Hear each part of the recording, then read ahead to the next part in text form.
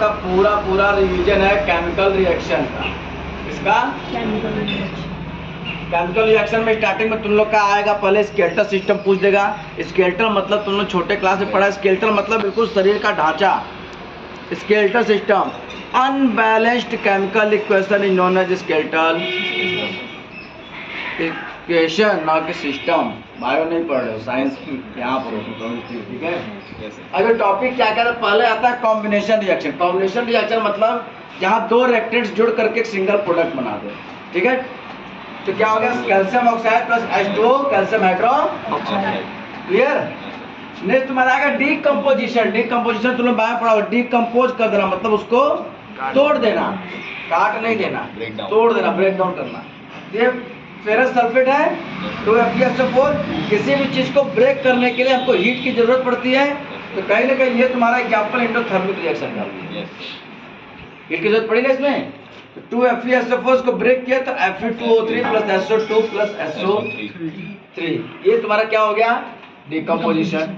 Displacement, displacement के लिए अभी मैंने बताया था तुम लोग को फार्मूला, अभी अलग कौन है क्या है करके बताया था ना। देखो CuSO4 और Zn, तो Zn जो है ये हाई रिएक्टिव सीरीज है और कॉपर क्या है, लो रिएक्टिव है। तो Zn इसको क्या कर दिया, रिप्लेस कर दिया ZnSO4 प्लस। कोई पूछेगा कि ये रिएक्शन डिस्प्लेसमेंट रिएक्शन कैसे है, तो तुम लोग बोलोगे कि Zn हाई रिएक्टिव सीरीज और copper is low reactive series. So high reactive series always displace the low reactive. हो सकता है कि तुमको यहाँ Zn लिख दे और तुमको यहाँ कॉपर लिख दे, तो तुम लोग बोलोगे ये डिस्प्लेसमेंट रिएक्शन नहीं हो सकता, क्योंकि कॉपर जो है कहीं भी जिंक को डिस्प्लेस नहीं। नेक्स्ट तुम्हारा आता है डबल डिस्प्लेसमेंट। डबल डिस्प्लेसमेंट में याद रखना कि इस रिएक्शन में एक एक्वस सॉल्यूशन बनेगा और एक प्रेसिपिटेट बनेगा। क्या बनेगा, प्रेसिपिटेट मतलब कि इनसॉल्युबल सब्सटेंस, ठीक है।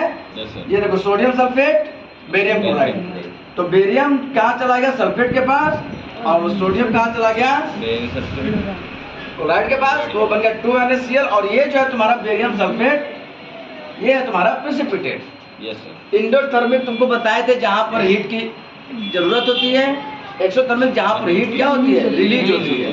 तो इसमें से जहां ब्रेक हो रहा है, ये ब्रेक हो रहा है एक्सोथर्मिक, जहां ज्वाइंट हो रहा है एंडोथर्मिक, क्लियर। नेक्स्ट तुम्हारा दो टॉपिक और आता है, ऑक्सीडेशन और रिडक्शन। ऑक्सीडेशन में कोई भी तुमको इक्वेशन दे देगा, बोलेगा बताओ ये ऑक्सीडेशन है कि रिएक्शन है। अगर तुमको लगेगा कि ऑक्सीजन क्या हो रहा है, ऐड हो रहा है, क्या हो रहा है, तो उसको क्या बोलोगे, ऑक्सीडेशन। और बोल अगर तुमको दिखा कि ऑक्सीजन रिलीज हो रहा है इधर, तो ये क्या हो जाएगा, रिडक्शन। खत्म। लास्ट दो टॉपिक और बचता है, कोरोजिन और रेसिडिटी। कोरोजिन मतलब व्हेन, इसको हम रस्टिंग ऑफ आयरन बोलते हैं। रस्टिंग ऑफ आयरन मतलब जब आयरन का रस्टिंग होना शुरू हो गया, मतलब ऑक्सीजन उसके साथ आ गया, तो आयरन क्या रस्ट होने लगा, रस्टिंग में कोरोजिन।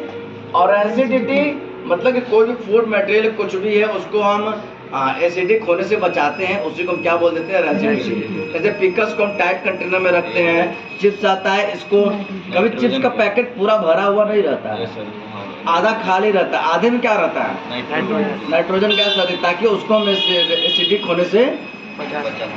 बस इतने में तुम्हारा ये पूरा चैप्टर कंप्लीट। बीच में तुम्हारा आता है क्वेश्चन बैलेंस करने के लिए, वो मैंने यहाँ बताया था क्वेश्चन को कैसे बैलेंस करते हैं, बताया था ना।